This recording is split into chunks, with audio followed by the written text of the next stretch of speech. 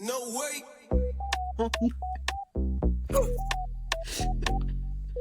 What is happening? Oh, hey, it's Gorp. Oh, that was a nice little breakdown there. I want to hear some more of that. It's Gorp time, guys. It's time for Gorp. It's a podcast show where we talk about the issues that matter, like goats. And if you're talking about yoga or if you've been watching Severance lately, it's the same answer. What are they there for? Anyway, my name is Josh. We're back once again. Hello to Maye. Hi. And of course we have this. What's your name again? Glitz, glamour, and all that's good within the world. No, I'm Fry. That got me thinking about glizzies, and I want a hot dog right now. But we're going to talk about some stuff. It's in the randomizer. Do we have an official name for that thing yet? I like the way it goes, but You don't like the randomizer? are we calling it a randomizer? The randomizer! Yay! the But yeah. randomizer? This is yet another podcast in the giant pool of podcasts, but this is the best one. So, Fry, why don't you tell us what's going on today? Yeah, if you're not having fun, that's your fault. It's not our fault. It's your fault you're not having fun. Anyway, no, we've got a whole slew of topics in the randomizer today. As you guys know, I mean, some of this stuff is from last week or last month or the time before. Some stuff might be from 10 years ago. Just whatever went viral. Was there viral stuff 10 years ago? Probably. It was only 2015. Yeah, I dude. bet you all feel old, don't you? Anyway, we've got a lot of things, Josh. And as always, it's up to you I'll give you a little bit of background on it, but it's up to you to explain to your castmates, Maye, and if you want the producer involved, myself, what you're looking to hear from this topic. No, you're not involved today. I mean, it's your show. He's been voted off like Survivor. No. Just keep your head down. Keep your head down. So you got to let me know when you're ready for that randomizer to come out and when you are ready for it to go away. And we're just going to rap, to quote every 90s dad in the 90s, around what we're talking about. All right, hit me. All right, well, the first randomizer of the show, here we go. Oh no, they got your order wrong. Oh no. Oh, no. They got your order wrong. Okay. All right. I'm going to tell you a very topical story that happened to me yesterday, okay? Now, I work in an establishment that makes orders. You know, we have pizzas where I'm at. And some golf jagoffs came in, like 8 guys. Hey, you got a beer? What do you got that's like Michelob? So they're the regular like golf Michelob. guys. Yeah, that's what I say. It's like we don't have Michelob guy, but that's not the point. They get their beers, they get their pizzas, right? And so we're a little bit busy. So they come in, some other folks come in, and they're number 89. We have another guest over here that's number 59. So I go back there. Hey, here's a pizza. Who's it for? It's for 59. I give it to Katie. Katie's like, oh, I don't see 59. It must be 89. So she goes over to these golf assholes and said, hey, is this your pizza? And they said, oh, it must be. I guess, yeah, we'll take it. It wasn't their fucking pizza. So Definitely 20 got the minutes order wrong. later... So 20 minutes later, I go to this other table. It's like, hey, you guys okay? It's like, yeah, we've been waiting for our pizza for a long time. So I go back, and it turns out these guys just took the pizza knowing it wasn't their pizza. They didn't order anything with mushrooms on it. Anyway, so I had to buy the tab for this. They had 3 beers over here. I had to pay for 3 beers myself and a pizza.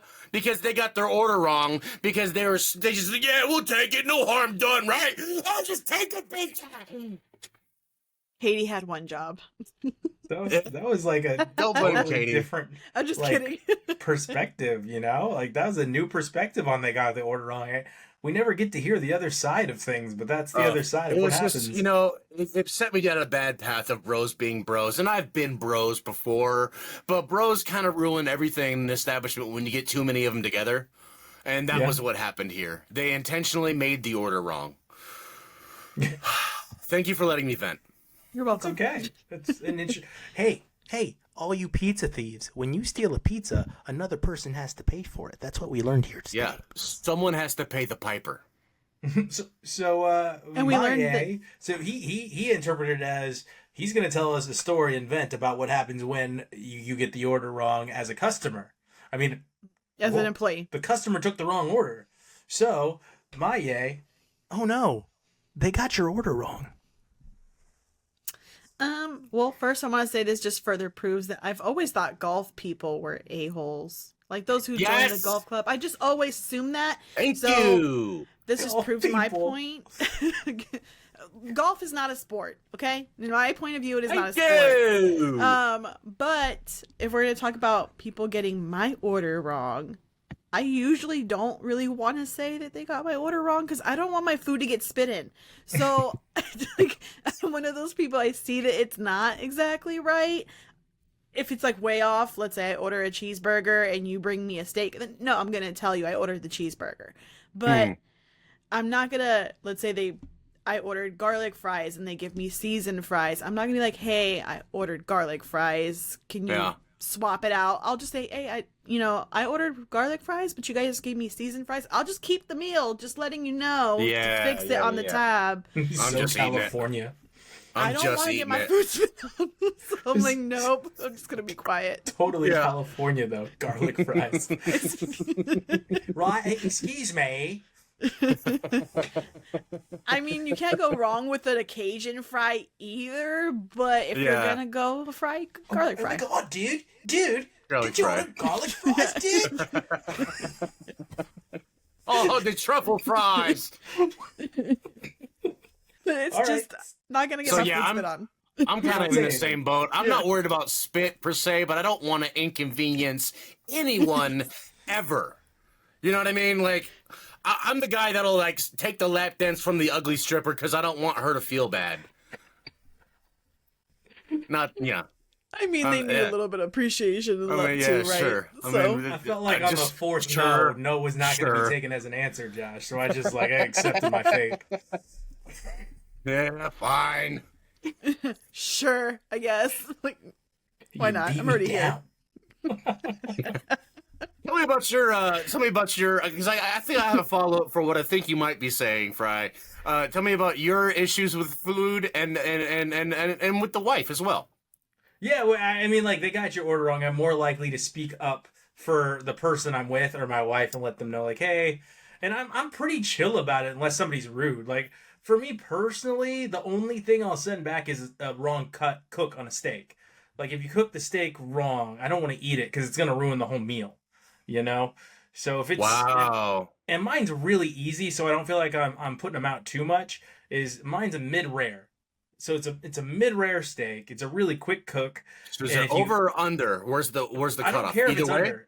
If it's under, I'm fine. Even if it gets to medium, I probably won't say anything. It's when they cook it well done. Like, that's gross to me. Like, you've now served me beef jerky.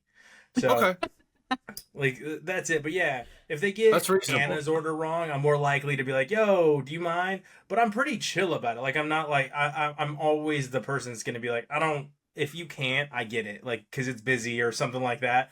But if you don't mind, and usually, even if they don't get you a new meal, because you're chill about it, restaurants are pretty cool about like comping you a drink or something, like because they do something wrong. So that typically happens. But now that I don't want it to come out of Josh's pocket if they're comping me something. Yeah. Well, that's not common if that happens. Like, it rarely happens, so it's not really that big of an issue. But it was yesterday. It was yesterday, and I probably could have had the company comp it, but I don't want to inconvenience my boss either. Stuart, can I get your code? Yeah. So I just bought it.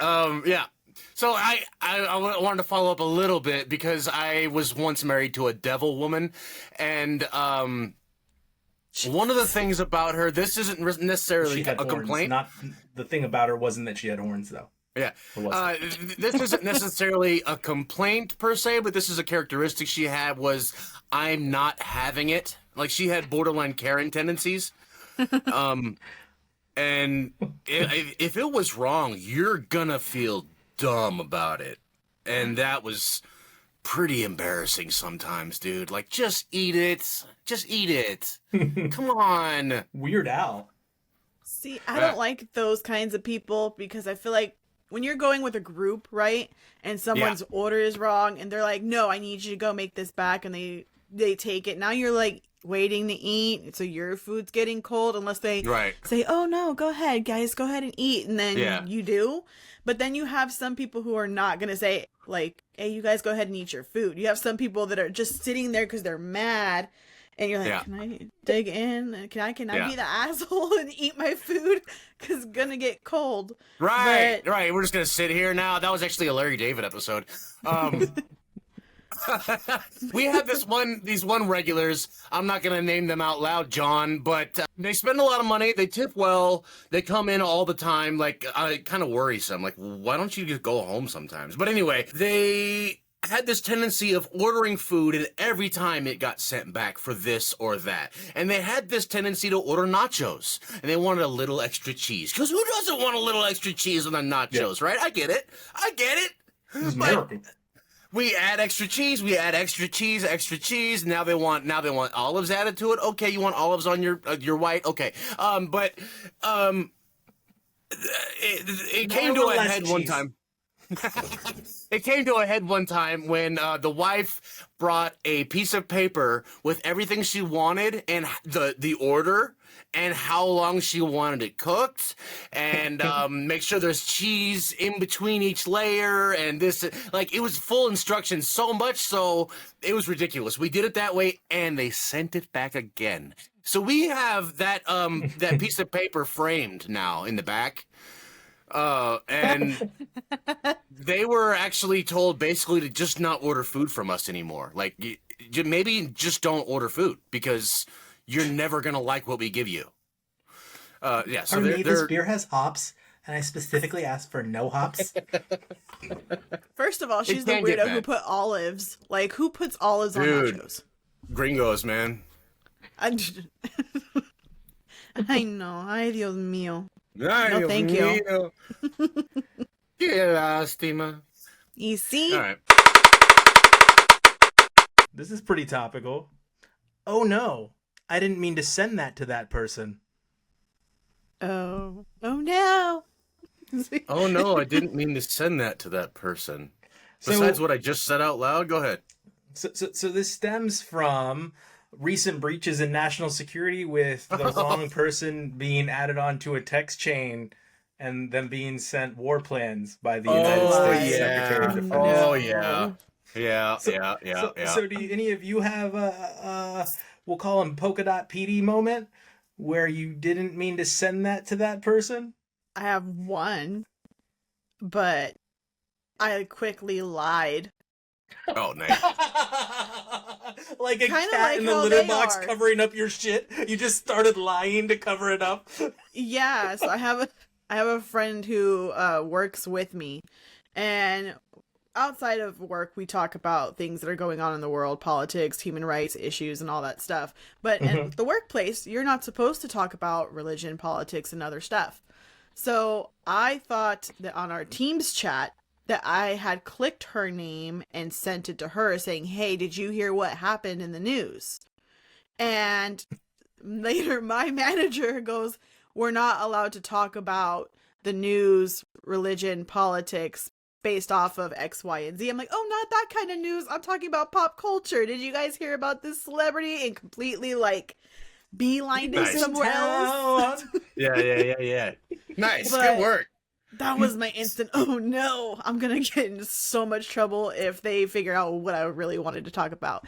And just saying, in today's day and age, you don't really confuse the name of somebody and the number. I'm pretty sure most people know that when they put a phone number in, they put in the name for that person in the title line. So if you're looking at the actual current events, yeah, they're lying.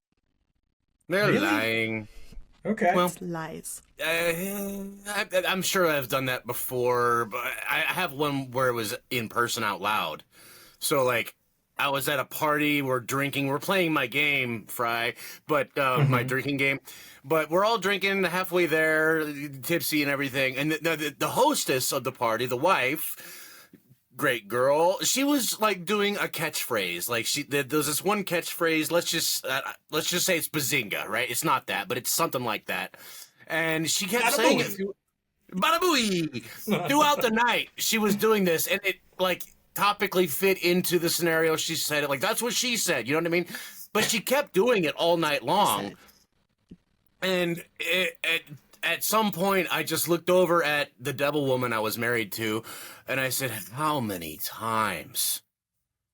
And like everyone got silent and stared at me, like, "Oh, I said that out loud just now." And then the husband's like, "How many times what?" And I'm like, I was tripped up because now I'm caught because I'm like, you know what I mean? I'm like, whose turn is it? You know what I mean? You're an honest person too. You're not a great liar in the moment. No. I'm pretty sure it was evident that I was annoyed by the fucking catchphrase, but everyone just eventually, like after it was like dreadfully painful silence, we finally just kept playing, but it was bad, dude. It was bad. They were also thinking, how many times? Yeah. I know another time too, when I was working the cannabis farm, the first year I worked like almost 7 days a week, almost every week. I'd barely ever got a day off, but it was getting to where like, maybe I can get a day off this week. So I texted my boss, "Hey, any chance I can get Sunday off? I got shit to do." And then he's like, "Hey, actually, we need you." So, like, I'm like, "All right, fine," dutiful, professional guy. I'm like, "No problem, boss." And then, like, right after that, I text my mom, and I'm like, "Hey, I don't have a day off this week. I'm really bummed out about it. This fucking sucks." But I sent it to my boss. So he's like, "You do have a day off this week. What are you talking about?" Actually, yeah, that convinced him because he realized that it was not meant for him, and he's like, "All right, just take the day, dude." There you go. That's what I'm talking about. I'm telling you, man. When you gotta find that cover up, you gotta think fast on your feet. Yeah. I think this happens most of the time when you're texting like a lot and multiple people in separate chains. And then you think of something really funny to send in the chain. You don't check what chain you're texting it to. Yeah. And you send it really fast. Like I had a video game. I used to be in a video game group chat that we used to all play together. And Anna was texting me to pick up groceries. And I said, "Hey, just grab the milk." And one of the guys in the chat said 2% are whole. And I read who said it. I was like, "Oh, snap. My bad." And then one time, this is where it came back to bite me, is I was going out with one of my really great friends, and we were in the car, and Anna was our designated driver, and he said, "Is Anna coming out?" And I said, "I don't want her to come out with us. She's being really mean right now. She's going to ruin the night." I said that to Anna. No. Oh, no. Oh, boy. Let me tell you what the next couple of months were like in my house. She was mad at you. Yeah. Oh, I've no. had to apologize for that. And every once in a while, if we're all going out, Anna will look at me and be like, "I don't know. I don't want to ruin your night." So, people take things so differently. If I got that, I would be destroyed. But she went the other way and hates you about it. It would be like, "No, what am I doing? What am I doing wrong? I'm ruining something? I would never want to ruin something." You know what I mean? Different cultures. Well, to be fair, Anna is Latina, so she's going to use that to her advantage for the rest of her life. Yeah. Do she will. Latinas ever say sorry? No. There's nothing wrong with us. We're a great time. They are quicker to kill you than to say sorry. You will rue the day. You will rue the day, sir. Sir, ma'am, will you give up your seat for this child? No. So you guys want some background on where I got this one from? Yes, Yeah, tell me about this, sir. Seems like you got a story. So yeah, this was a viral moment a couple weeks ago, I want to say, where a woman was asked to give up her window seat on an airplane, a seat that she had to pay for, to a child, and she refused. And she was chastised and criticized throughout the social medias, so much so that she eventually sued the airline over all of this for it getting out and everything. And I think that's ongoing. I don't know if she won or not. I stopped paying attention. I stopped caring. But I started to think to myself, would I? Would you sue the airline? No. Yeah, if you pay for a seat anywhere, will you give up your seat? So if I don't pay for it, your kid sucks. So I'm probably not going to give up a seat on a train either. But unless you're like a woman that's pregnant or old, or an older elderly gentleman, I'm probably not giving up the seat, because like you wouldn't give it up to me. And I think I'm applying my own sensibilities, but I also think that's society. If I paid for a seat, Josh, no, I'm not giving it up to that child unless I'm getting the exact same seat. And let me tell you something. If I look back there, and I'm sorry, if the person that's sitting next to me is not of the same size as the person that's currently sitting next to me, that's also a factor. Because I have now built in comfort and parameters and expectation. This is my seat. So a child comes up and goes, I want to see outside. I don't care. I don't care. I don't care. Imagine it. Look it up on a YouTube video on your phone. It's the same shit. This window's staying closed, and I'm sitting in this seat. All right? So, sounds like a jerk, but it's the truth. I probably won't. And also, tell your parents to not be so cheap next time. Tell them to get the seat next to them and not put their child away from them. That's also a thing. So, yeah, I don't know. There's a lot of factors. If I pay for a seat that I really want, especially if it's a premium seat, like towards the front of the plane, no is the answer, I think, obviously. And I'm on this woman's side. And I'm probably on the wrong side of history for that, but I'm on her side. She paid for a window seat. She deserves the window seat. Yeah. Pretty much. No one else wants to talk? You guys Well, I want to know, like, okay. I want to get some context, like a scenario. Just make a scenario with me. Is the kid going to be in my aisle either way? I don't know. Like, if he's going to sit next to me, I'm just going to give it to the kid. Because I don't want him sitting next to me getting his snot cry all over me. You know what I mean? Just take the seat, idiot. I don't want to sit next to kids ever. I don't want to help kids indulge their spoiled bratness. I want kids to grow character and sit in the bathroom the whole time. It's the entitlement. Girl, you should be reading a book, not looking out the window. I'm the wrong one. No, I'm not doing it for you, kid. I'm sorry. So there's two no's. Maye, you said no right away, but you added zero context. So, look, if it's a family member, now this is different. If it's a family member and it's a small child, sure. Why? Because more than likely we're all traveling together. And I don't want to hear your mom complain about it later. I'll have to deal with the family member. You know what I mean? Mm-hmm. But if it's a complete stranger and they didn't pay the money for the window seat, I'm not giving you my seat. I like to read when I'm on a flight while I listen to music. So I kind of crack the window open enough to where I can see out and still get that light on my book or whatever. I like to enjoy. That's why I pay extra for the window seat. But I'm not going to... I've traveled so much in my 30-something years of life that I'm like Josh. I don't like sitting next to kids because typically do not like they're it. like if they're in the middle and, you know, like in front of you, they'll try to reach back and try to touch other people. And I'm like, can you just get your kid? Or they're crying. I get it. The altitude messes with their eardrums. I get it. But I typically don't enjoy that. So I grab headphones. I have a book. I have my own little space, my own little zen. I'm not going to give that to you just because you didn't pay the extra money. That's your fault. I selected a seat. I'm going to sit in my seat. And kind of like you said, am I going to be sitting basically within close proximity of that other family? No, I'm sorry.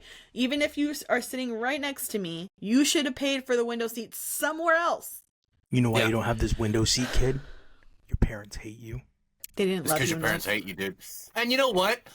I like the window. Yeah. I like to look out there.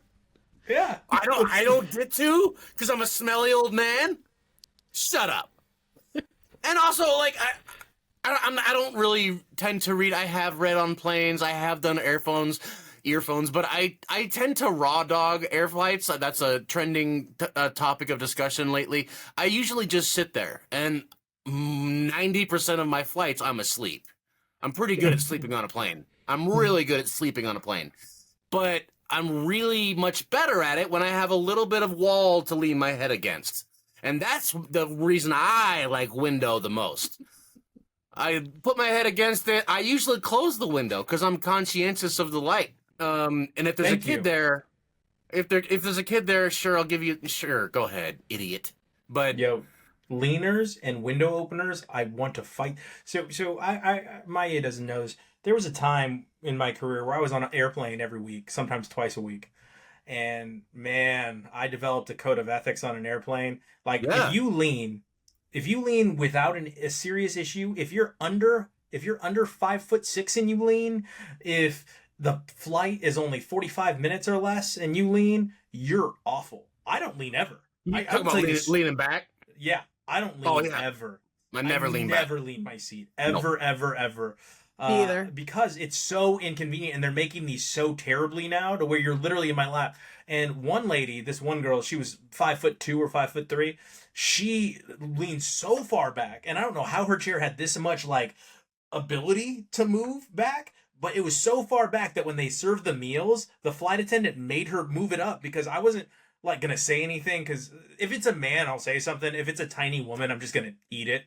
Because no matter what happens, I'm going to look like the aggressor in the situation. Yeah. So I just eat it. Yeah. But luckily, the flight attendant saw me like this. Trying to cut my meat. Trying to milk a cat to eat. Here's your cat, sir. The lady made the other girl sit up straight so I could actually enjoy my food on the airplane, which I was grateful for. I even thanked her. But yeah, no, I have a code of ethics. Yeah, and I'm not you bring your kid, you pay for the seat to sit next to your kid, man. Like, I'm sorry. Factor that $7 into your budget.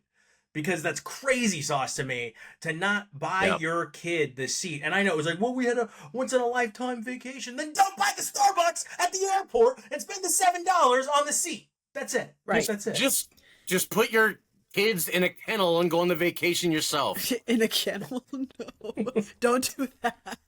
But I would definitely say, for me, I've seen a lot of people who, because they buy their ticket and they buy the child's, but without the seat, right? So it's just the ticket to fly. Why? Why would you even sit them near a stranger? Like, that's just the thing that I don't understand. Like, aren't we supposed to be all cautious because we don't know the person? The person could be a creep, and you're like, oh, can my kid sit here? No. How about, I don't know. No. Like, Maybe a creep. Maybe a weirdo. Might be a creep. They don't belong there. I've had did a one lot of bad traveling. experience. I've had one bad experience, and it was with somebody who was leaning back, but their kid was also, like, all up in the middle seat and trying to like pinch people, and I smacked the kid's like hand, and not like super hard, just like that, and the kid looked back and the mom looked. I go, I warned you about your kid like 10 times. And she just looked at me. I'm like, I'm trying to sleep. Dude, the new thing where you see like women putting their hair over the back of the seat on the screen. Oh no. Have you seen that? Why did anybody tell you that was okay? Why is your comfort my problem? Same for the kids. Why is your attention deficit my problem? Man, I hate it. Like, you know, I did a lot of traveling when I was a kid. It's not cool anymore, but like when I was like 8, I was on an airplane by myself. Yeah, me too. Me too. Visiting a grandparent. Yeah, and when I was 12, I went on a Greyhound cross country by myself, which I don't know about that one, but I did it. And let me guess, you were raised with manners like I was raised with manners, and I didn't inconvenience the people around me. Right. These little assholes are raised like they can inconvenience anyone for anything. Like, and the kid antagonizes you, and you want to slap the hell out of this little kid like your parents would have done to you in the 90s, and you can't. You just got to rely on the parent to be a parent, and they don't. It's like Charles Boyle in Brooklyn Nine-Nine, where he goes, I'll discipline him in my own way, and he goes, Nicolaj, I love you. Quick PSA, none of us have children, okay? Yeah. Just want to make that clear. We have fur babies. No, this one kid in England, actually, oh, never mind. Anyway, my buddy that was with me, he was like, he goes, man, I hate kids, mate. Yeah, but I mean, like, if it was an adult, some of the stuff that kids do, Josh, they would get beat. Like, if it was a grown-up treating you in that way. Oh, yeah. Kids are just drunks that don't know they're adults yet. Yeah. Oh, randomizer, here it goes. This is a blood pressure episode. I don't want to be here. I don't want to be here. Boot camp. Man. What do you got, Maya? Well, the one that comes to mind, Fry was actually there. It was Jordan's wedding, but it wasn't the actual wedding. Like, I wanted to see my younger cousin get married. That I enjoyed. It was the bouquet toss. I did not want to be there. But no, all the single women have to go. And because they all knew I was single, they pushed me there and I ended up catching the bouquet. I was like, no. And I even purposely did it with my left hand. Your mom. Yeah. Yeah. I was like, what I love the you, hell? Alma. Oh no. Like, I even purposely put my left hand out because I'm right-handed, so I'm like, there's no way I'm gonna catch it with my left hand. I'll just put it out, and it like landed right into my left hand. So now I feel like I'm failing because it's been several years since they've been married and nothing's changed much, you know? So it's just, I did not want to be in that little bubble in that moment. Well, magic's not real. No, my mom was very much like, did you go in there? And boom, like threw me. I'm like, no, please, no. I don't want to be here. It's just. I don't want to be here. But yeah, that was the one that came to mind real quick because I just saw the bouquet in my closet when I was fixing it up.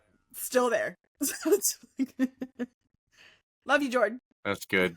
That's good. Yeah, boot camp was the first thing that came to mind for me. Like, it was probably week. Okay, what it was, all of it sucks. I got all these stories, but we have our first day at boot camp. It's like we get there at like 1 a.m. We go through the thing, and now it's technically day 2, right? It's our first meal. We've run 5 miles. We did 1 million push-ups. We got punished 3 times. We're rigmarole. We're sleep deprived already. And now it's breakfast time. Like, all that happened, and now it's breakfast time. I'm so excited. Like, I know the game, right? My dad was in the military. I get how it goes. They're not going to let you eat, right? So you got to shove that food in as fast as possible. I already know this going in. So I'm prepared. That gesture on camera. You gotta shove it in your mouth as fast as possible. That's how it goes. So I get my food. Yeah. So I get like one little baby pancake. I get some powdered eggs, piece of toast, something like that, right? Banana. And like, okay, I know as soon as I sit down, I gotta just get this in my mouth as fast as I can. I sit down. The rule is you drink a whole cup of water and then you eat. That's the rule. You have to drink the water first. So I drink my water, and when I set it down, I look up and my drill sergeant, he says, "Get out." Right in my face. And I look down at my egg I didn't get to eat, and I just start tearing up, dude. Like, I hate this. Don't want to be here. I can't believe I signed up for this. Don't even get a powdered egg. Oh, it was the worst, dude. And now, just so you know, it's been, I don't know, almost 20 years since I joined the service, and I still eat so fast. I'm pretty sure that's how I die. You're gonna choke? I'm gonna choke on something. I can't not eat fast. I just shove it in my mouth as fast as I can. I hated JRTC camp. I was in that for 4 years. I was in JRTC for 4 years. So I know that we would have to go to Chow and then we would have to come back. That's another I didn't want to be here moment, but that's because I got into a fight with one of the other kids. I knocked her out, and then I was told I had to apologize, and I did not want to be there during the apology. Because I don't feel like I was wrong. Should have been like, what, when she wakes up? Yeah. Apparently, like, they're like, you have to or you're not going to walk at graduation. Yeah. And I'm like, I don't want to be here. Mine is typically in boring conversations. Like, when I'm locked in and somebody thinks that they're insanely interesting, pardon me, and they just keep going about something that I don't have any care about. Yep. And I think to myself, I don't want to be here. Actually, I'm not going to say who it was or what happened, but essentially I was in this conversation through, and I was just being polite. I was simply just being a nice person, and I acknowledged someone else's existence, which to that person meant friend, and it didn't mean friend. I was being kind. So this person starts talking to me and this other person sees an opening where they slowly, during the conversation, are fading back into a room. And they fade back all the way until they're in this room away from and it's just me stuck in this conversation where I did hilarious. You just take a little half step. When I saw that person again, I was like, "You're an asshole." You looked around like, "Wait a minute, what happened here?" That's awesome. I was stuck in that conversation for 20 minutes. I had to lie and say I had something to do just to exit that conversation. Oh my God. That happens to me at work. Because as a bartender, you have to talk to people, and I like talking to people. I'm a sociable guy, but the rule is like I got stuff to do. I got to keep it moving, right? So I don't have much time for more than 2-3 sentences, and then I got to go over here, Right. And then I might come back and like, hey, we'll continue, whatever. But like most of the time, I gotta keep going back. But there's one guy, I won't say his name, Joe. He'll get up out of his seat and follow you. And I'm like, dude, set the beer next to you on the bar, like he'll find an open space. Set the beer. Dog, I gotta no. I'm on the clock, dog. I got stuff to do. Yeah. I just in the stall of his restroom and just sees the guy's shoes. Like, like, this is becoming stalky. I need you to go away now. Like, just like, dude, don't want to be here. It's tough though. Like sometimes you do get customers that this is their only social interaction. I've been that customer, but whenever I'm that customer, I usually am sullen and sit in the corner and drink whiskey. They like to have a conversation because they haven't spoken to anyone all week. You know what I mean? So I have a client like that. You got a level of pity and not compassion. You're like, yeah, just let him say his stupid story about his yard, whatever. Yeah, I have a client like that. They call every week. Yeah. And on purpose. I'm like, I can't. I'm on another call, so that way somebody else gets him. But he asks for me every week. Oh, my daughter doesn't call me anymore. But how did you say we do the online payment? And the next thing you know, he'll be like, oh, just give me the number, honey, so I can do the payments over the phone. I don't think I'm gonna get it. Person that's calling you honey and sweetheart and all this stuff. Yeah. Oh, of course. Yeah. No. You can just do this really quick online. Yeah, but I don't want to do it quick online. I want someone to love me. Right. I'm like, oh no, sir. We're gonna have to start blocking your number because there's no way in hell you can't remember every time, every week. It's go time. So it's go time. This one I think stems from those moments where maybe you were afraid before you got put in a situation, but you get to that moment and you have no choice. You just have to do it. Oh. It's go time. It's go time. You're there. I can't think of a moment where I was afraid to do something. On my end, I'm not afraid of ghosts. No, ghosts I don't go searching for, okay? I'm not one of those people. But it's go time for me is usually traveling, because I'm a lot like Josh. I can sleep throughout the whole flight, or at least a good majority of the flight. If I want to read something or listen to something, I probably will. But the best example I can give is the first time I went to Puerto Rico. I was so excited to go. So what I did was I slept on the plane, had clothes in my carry-on bag, changed in the airport bathroom, got in the Uber, went to our hotel, dropped off our stuff, and went to the beach. I was just ready to go. I did not want to waste time sleeping or any of that, and then spent pretty much the whole day. Like in the driver's chair. No, I even fell asleep in the Uber because I was like, I want to be able to stay up as much as I can once we get to the hotel. So I was well rested, but I was ready to go. You were like a Looney Tunes cartoon running to the beach, like there was just dust behind you as you. Yeah, that's I'm ready to go. It's go time. It's go time. Go time. Well, mine's more of a kind of a long-term go time, but I think it applies here. When I was a cannabis farmer, right? I knew it was going to be hard work when I moved there, and taking care of the plants and stuff. And the plants, taking care of the plants, all that was hard work. But the real unexpected hard work was building and maintaining the building. I don't know construction. I've never really held a drill. I mean, I'm all of a sudden in charge of building $1 million greenhouse. And the things that OSHA would have had a heart attack about that I had to do. Oh, no. Like, terrifying thing. Like I could have died any given day at that place. It was, It was crazy. But every day it was like, all right, I mean, it's just me. I gotta do this. I have to do this. So I on scissor lifts, I was up on roofs with 40-mile-an-hour winds, no harness, nothing. Sometimes I just have like a tool belt, and I was like amazing, like mind-blowing feats of strength. I didn't know I was that strong, but I had to be that strong or else I would have died, kind of thing. You know what I mean? Yeah.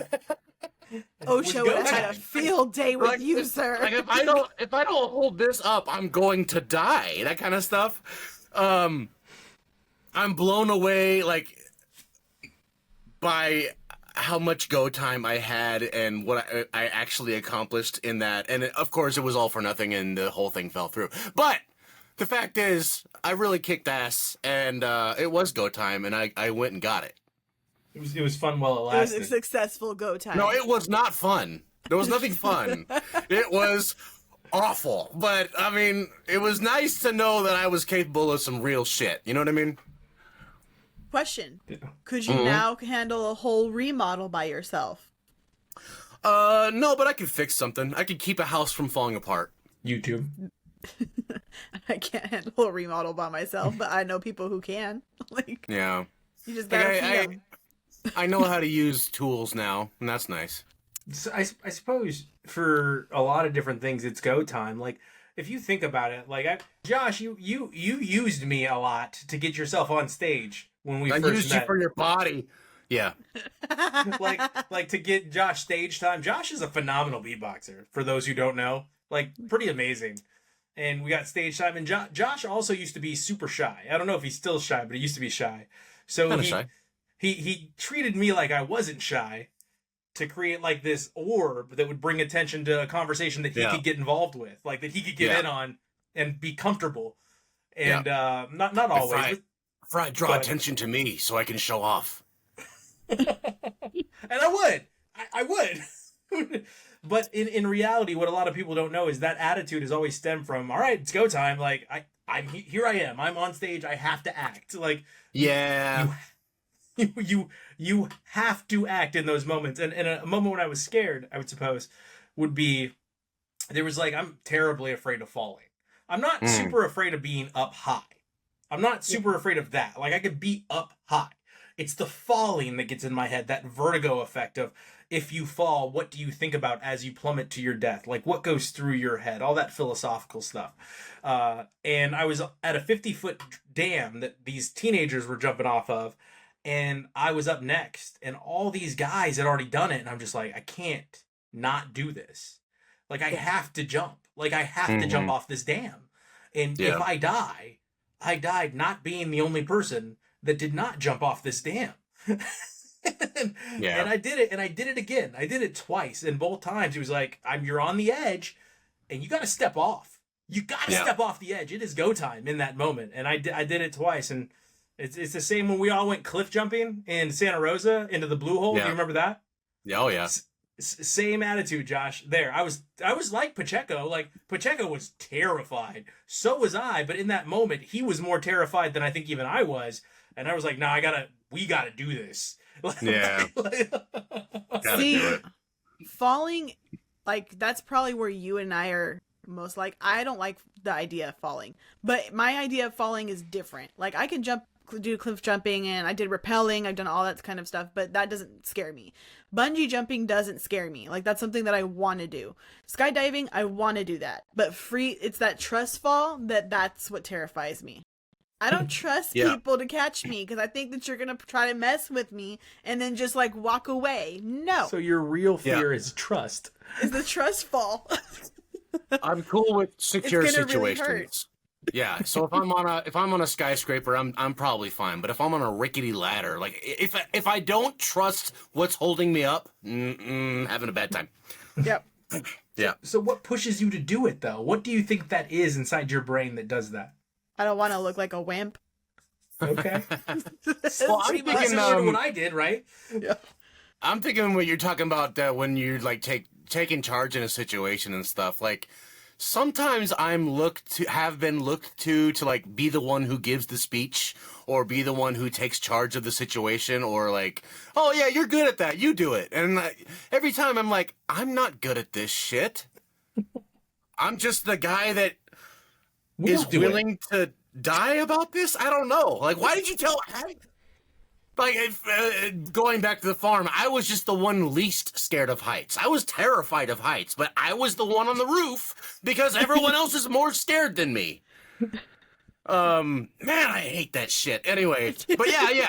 When I have to be the one that speaks up, I don't like doing it, but I mean, I guess I'm doing it because Who else I is don't know. gonna? It's go time.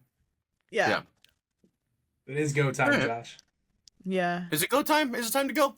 Well, it's been a nice episode here at the Gorp. Really high on the blood pressure. Talked about a lot of things that make us angry, anxious, and just alarming. And that was alliteration.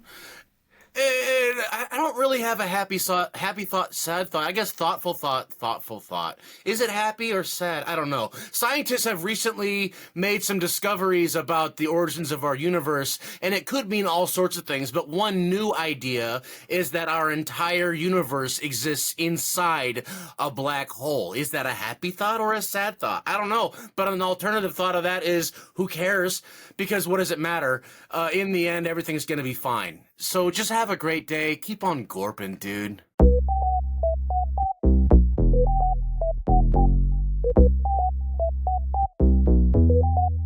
No way.